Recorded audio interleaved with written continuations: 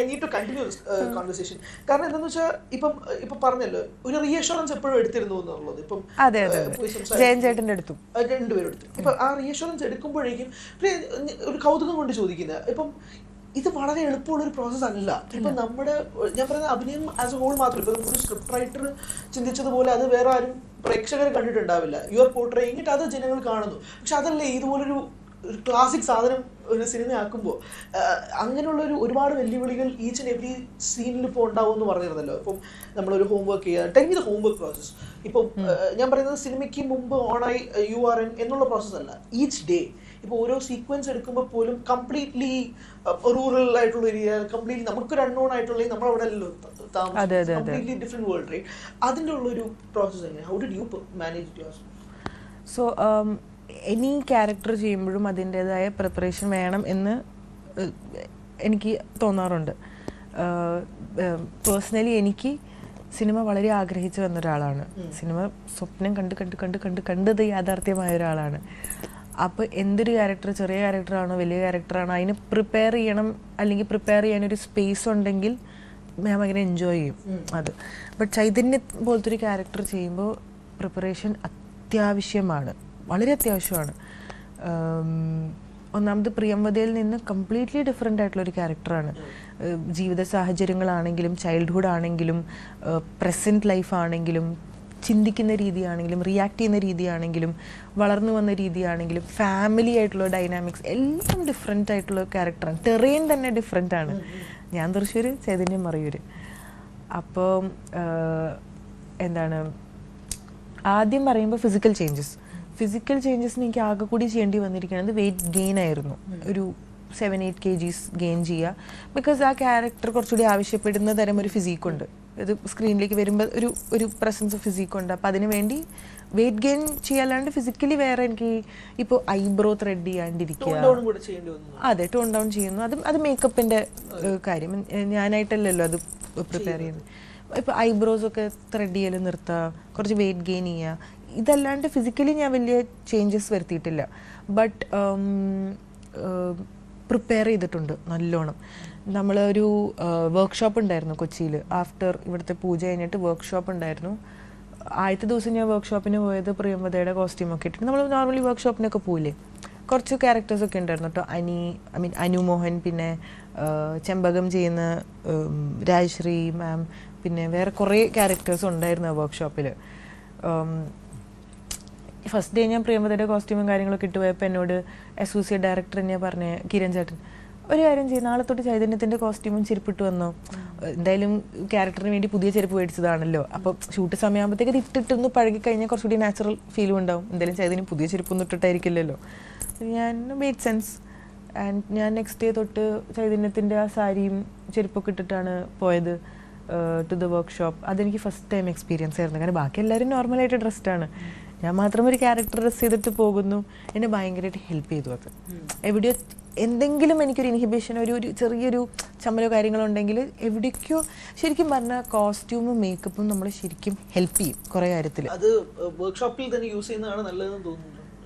ഇതെന്ന് എനിക്ക് തോന്നി. അപ്പോൾ നെക്സ്റ്റ് ടൈം ഞാനൊരു പടത്തിന് വർക്ക്ഷോപ്പ് ചെയ്യുമ്പോൾ എനിക്ക് അതിനുള്ള, അതായത് അതിന് മുമ്പ് കോസ്റ്റ്യൂംസും കാര്യങ്ങളും റെഡിയാണ്, അല്ലെങ്കിൽ കോസ്റ്റ്യൂം കുറച്ച് മുഷിഞ്ഞാലും കുഴപ്പമില്ല എന്നുള്ളൊരു ക്യാരക്ടർ ആണെങ്കിൽ ഡെഫിനറ്റ്ലി ഞാൻ അത് വീണ്ടും ട്രൈ ചെയ്ത് നോക്കുന്ന ഒരു കാര്യമായിരിക്കും. കാരണം അതെന്നെ ആക്ച്വലി നമ്മൾ ശരിക്കും അത് ഹെൽപ്പ് ചെയ്യും. പിന്നെ അത് കഴിഞ്ഞിട്ട് മറയൂരിലും ഒരു വർക്ക്ഷോപ്പ് ഉണ്ടായിരുന്നു ഞങ്ങൾക്ക് എല്ലാവർക്കും. വർക്ക്ഷോപ്പ് അത് കുറച്ചുകൂടി ഒരു ഫൺ വർക്ക്ഷോപ്പ് ആയിരുന്നു. അത് കുറച്ചുകൂടി സ്ഥലം എക്സ്പ്ലോർ ചെയ്യാൻ പോകുന്നു ടീംസൊക്കെ ആയിട്ട്, അങ്ങനത്തെ ഭയങ്കര രസമുള്ളൊരു പരിപാടിയായിരുന്നു. പിന്നെ ഈ ഷൂട്ട് തുടങ്ങുന്നതിന് ഒരു 9 or 10 days മുമ്പ് നമ്മൾ മറയൂർ പോയി. അത് ആക്ച്വലി ഞാൻ അറിയാണ്ട് തന്നെ എന്നെ കുറേ രീതിക്ക് ഹെൽപ്പ് ചെയ്തിട്ടുണ്ട്. ഒന്നാമത് നമ്മൾ ആ ടെറേനായിട്ട് ഭയങ്കരമായിട്ട് കംഫർട്ടബിൾ ആവും. ക്ലൈമറ്റ് വലിയ ഡ്രാസ്റ്റിക് ഡിഫറൻസ് ഇല്ലെങ്കിലും ഞാൻ താമസിക്കുന്ന തൃശ്ശൂരിനേക്കാളും കുറച്ച് ക്ലൈമറ്റ് വൈസ് ഡിഫറെൻ്റ് ആണ്. പിന്നെ ഇപ്പോൾ ബുക്ക് വായിച്ച ആൾക്കാർക്കറിയാം ചൈതന്യം ശർക്കര ഉരുട്ടുന്നൊരു സീനൊക്കെ ഉണ്ട്. ഇപ്പം ഞാൻ ആ സീൻ ചെയ്യുമ്പോൾ ആദ്യമായിട്ട് ശർക്കര ഉരുട്ടുന്ന ഒരാളെ പോലെ ആവരുത് ഒരു സീനാണെങ്കിലും. അവിടെ ശരിക്കുള്ള ഒരു സ്ഥലത്തൊക്കെ പോയിട്ട്, ഒരു ഫാക്ടറിയിലും വേറൊരു സ്ഥലത്ത് പോയിട്ട് ശർക്കര ഉരുട്ടാൻ പഠിച്ചിട്ടുണ്ടായിരുന്നു. ഞാൻ ഇതുവരെ ശർക്കര ഉരുട്ടുന്ന പ്രോസസ്സ് കണ്ടിട്ട് ഭയങ്കര ഇൻട്രസ്റ്റിംഗ് ആട്ടോ പ്രോസസ്സ് കാണാൻ. ഞാൻ ഇതുവരെ കണ്ടിട്ടില്ല. ആകെ വീട്ടിൽ നമ്മൾ പാക്കറ്റ് മറയൂർ ശർക്കര മേടിക്കല്ലാണ്ട് ഇത് ആക്ച്വലി എങ്ങനെയാണ് ഉണ്ടാക്കുന്നത് കണ്ടിട്ടില്ല. അപ്പോൾ അവിടെ പോയി ഞാൻ ശർക്കര ഉരുട്ടാൻ കുറച്ച് ദിവസമൊക്കെ പോയിട്ടുണ്ടായിരുന്നു. ഇത്ര ചൂടുള്ള സാധനമാണെന്ന് എനിക്ക് അറിയണ്ടായിരുന്നില്ല. ഡയറക്റ്റ് ചൂട് സാധനമാണ് നമ്മൾ ഉരുട്ടുന്നത്. ആദ്യത്തെ ദിവസം കൈയൊക്കെ മറ്റേ അയ്യോ ഇതെന്താ എങ്ങനെയാണ് ഇത് ആൾക്കാർ ചെയ്യുന്നത്. പിന്നെ ഒരു വാശിയായി, അത് ചെയ്യണം, ചെയ്തേ പറ്റൂ. നമ്മൾ ഇതെങ്ങനെ എന്തെങ്കിലുമൊക്കെ ചെയ്യുമ്പോഴല്ലേ ടീമിനും ഒരു കോൺഫിഡൻസ് ഉണ്ടാവുക നമ്മളിൽ. അപ്പോൾ നമ്മൾ ശർക്കര ഉരുട്ടിയിരിക്കണം. അടിപൊളി എക്സ്പീരിയൻസ് ആയിരുന്നു. ഇങ്ങനത്തെ പടങ്ങൾ, ഇങ്ങനത്തെ ക്യാരക്ടേഴ്സ് ചെയ്യുമ്പോൾ മാത്രം നമുക്ക് കിട്ടുന്ന ഒരു എക്സ്പീരിയൻസ് ആണത്. അപ്പോൾ അത് മാക്സിമം ഞാൻ എൻജോയ് ചെയ്തു. പിന്നെ ഞങ്ങൾ താമസിക്കുന്ന സ്ഥലത്തിൻ്റെ അടുത്ത് ഒരു ടൈലറിങ് ഷോപ്പ് ഉണ്ടായിരുന്നു. ഇത് ടീമിൻ്റെ തന്നെ ഐഡിയ കേട്ടോ, ഡയറക്ടറിൻ്റെയും അസോസിയേറ്റ്സിൻ്റെ ഒക്കെ ഐഡിയ ആയിരുന്നു. അപ്പം എന്നോട് പറഞ്ഞു ചൈതന്യ ഒരു കാര്യം ചെയ്യും, തുമ്പീസ് എന്നാണ് ടൈലറിങ് ഷോപ്പിൻ്റെ പേര്. ചൈതന്യ ഒരു കാര്യം ചെയ്യുന്നു, രാവിലെ ചുമ്മാ അവിടെ പോയിരിക്കും. എനിക്ക് പരിചയപ്പെടുത്തി തന്നു അവർ ആദ്യം. ഇങ്ങനെ ഈ പടത്തിൽ ഇങ്ങനെ ഒരു ക്യാരക്ടർ ചെയ്യുന്നുണ്ട്, ആളെന്നും ഒന്നിവിടെ വന്നിട്ട് കുറച്ച് സമയം ചിലവഴിച്ചോട്ടെ. അപ്പോൾ അവരും ഹാപ്പി, ഓക്കെ.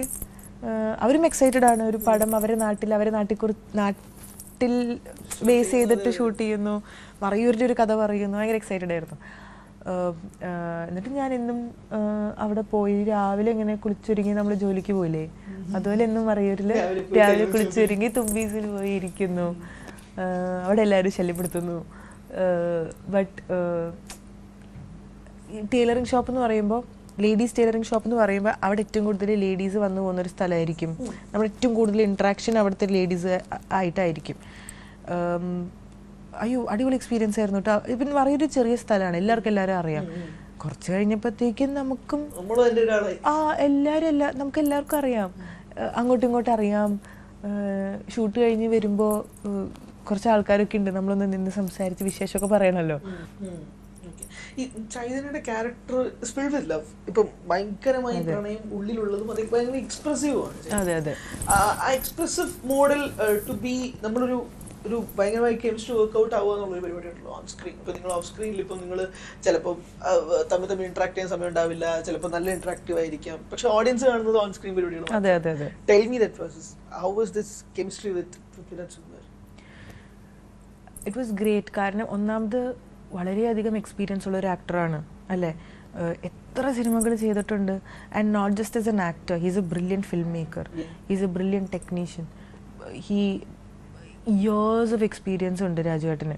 അപ്പോൾ രാജുവേട്ടന് 3 years ഓഫ് എക്സ്പീരിയൻസിൽ അറിയാം എങ്ങനെയാണ് ഐസ് ബ്രേക്ക് ചെയ്യേണ്ടത്. ഒരു സീൻ ചെയ്യുമ്പോൾ മറ്റാൾക്ക് എന്താണോ കംഫർട്ടബിൾ ആക്കാൻ വേണ്ടി ആ സീൻ എങ്ങനെയാണ്, രാജുവേട്ടൻ എങ്ങനെയാണ് നിൽക്കേണ്ടത് എന്ന് നല്ല ധാരണ ഉണ്ടല്ലോ. 3 years ഓഫ് എക്സ്പീരിയൻസ് ഉണ്ടല്ലോ, എത്ര ഐക്കോണിക് ക്യാരക്ടേഴ്സ് ചെയ്തിട്ടുണ്ട്. അപ്പോൾ എന്നെ വളരെയധികം ഹെൽപ്പ് ചെയ്തു കേട്ടോ. എനിക്ക് അല്ലെങ്കിൽ ഒന്ന് ആലോചിച്ച് നോക്കി, പൃഥ്വിരാജ് സുകുമാരൻ എന്ന് പറയുമ്പോൾ നമ്മുടെ മനസ്സിൽ വരുന്നൊരു സൂപ്പർ സ്റ്റാറാണ്. ഒരു സൂപ്പർ സ്റ്റാറിൻ്റെ മനസ്സിൽ അത് ആ ഒരു തോട്ട് കിടന്ന് കറങ്ങുന്നുണ്ടെങ്കിൽ എനിക്കൊരിക്കലും അങ്ങനെ ഓപ്പണായിട്ട് പെർഫോം ചെയ്യാൻ ചിലപ്പോൾ ബുദ്ധിമുട്ടുണ്ടായേനെ. പക്ഷെ ഞാൻ അവിടെ കണ്ടിരിക്കുന്നത് കൂടുതൽ ഡബിൾ മോഹനനെയാണ്. അല്ലേ, നമ്മുടെ ആക്ഷനും കട്ടിൻ്റെ ഇടയ്ക്ക് ഡബിൾ മോഹനനാണ്, അല്ലാണ്ട് അവിടെ വേറെ ആരുമില്ല. ഞാൻ ചൈതന്യമാണ്, ഡബിൾ മോഹനനാണ്. ഇവിടെ ചെമ്പകമാണ്, ഭാസ്കരൻ മാഷുമാണ്, അനിയാണ്. അപ്പോൾ അതൊക്കെ അങ്ങനെ അല്ലെങ്കിൽ ബുദ്ധിമുട്ടാണ്. ഇപ്പോൾ പറഞ്ഞിരിക്കുന്ന കെമിസ്ട്രി വർക്ക്ഔട്ട് ചെയ്യാനോ അല്ലെങ്കിൽ ആ ഒരു റോനെസ്. ഇതിലിപ്പോൾ ഒരു പാട്ട് ഇറങ്ങിയിട്ടുണ്ട്. Thank you.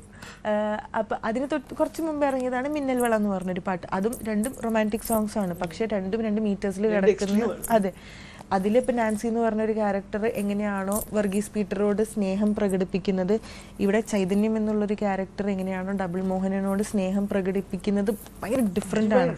ഇവിടെ കുറച്ചുകൂടി നോട്ടത്തിലും അതിലാണ്. ഇവിടെ കുറച്ചും കൂടി ഫിസിക്കലാണ്, കുറച്ചുകൂടി ഒരു ആ റോ വൈൽഡ് എന്നുള്ളൊരു പരിപാടിയുണ്ട്. പിന്നെ ഓൾസോ ഈ പാട്ട് കൊറിയോഗ്രാഫി ചെയ്തിരിക്കുന്നത് വൃന്ദ മാസ്റ്ററാണ്. വൃന്ദ മാസ്റ്റർ എന്ന് പറയുമ്പോൾ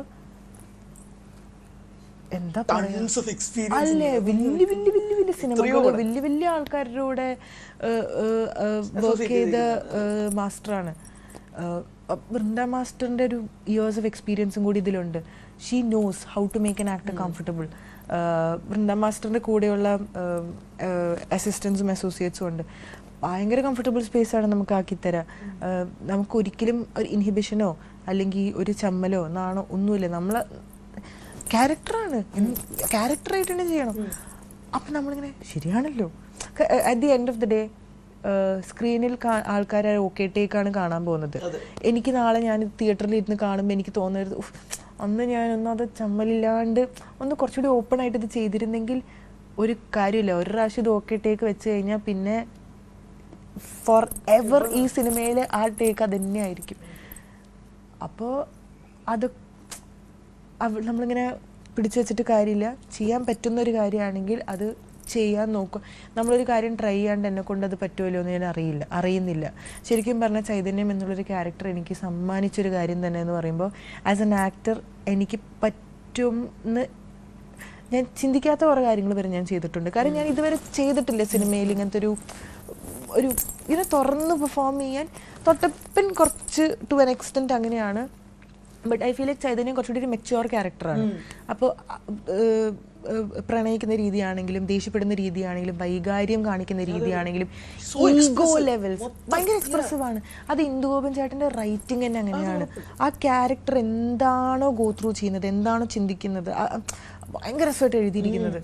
അപ്പം ആൻഡ് അത്രയും കുറച്ച് നമ്മൾ ലൗഡൊന്നും അല്ല പറയാൻ പറ്റുക, എക്സ്പ്രസീവ്, അത്ര തന്നെ എക്സ്പ്രസീവായിട്ട് തന്നെ ആ ക്യാരക്ടർ ചെയ്യണം. And Priyamvada and real life ചിലപ്പോൾ ഇത്രയും എക്സ്പ്രസീവ് ആണോ ചോദിച്ചു കഴിഞ്ഞാൽ അറിയില്ല. ഇപ്പൊ പൊന്മാനൊക്കെ ഏറ്റവും കൂടുതൽ സംസാര വിഷയമായതാണ്, അപ്പൊ ബുക്ക് വായിക്കാത്തവർ തന്നെ. സോ കമ്മിങ് ടു ബുദ്ധ ആ ഒരു രീതിയിൽ അതേ പാറ്റേണിൽ പോകുന്ന, അല്ലെങ്കിൽ എന്താ വെച്ചാൽ ഒരു വിഷൻ നമുക്ക് അതേപോലെ കിട്ടുന്ന, അല്ലെങ്കിൽ even one more step ahead, അതാണല്ലോ നമ്മൾ പ്രതീക്ഷിക്കുന്നത്.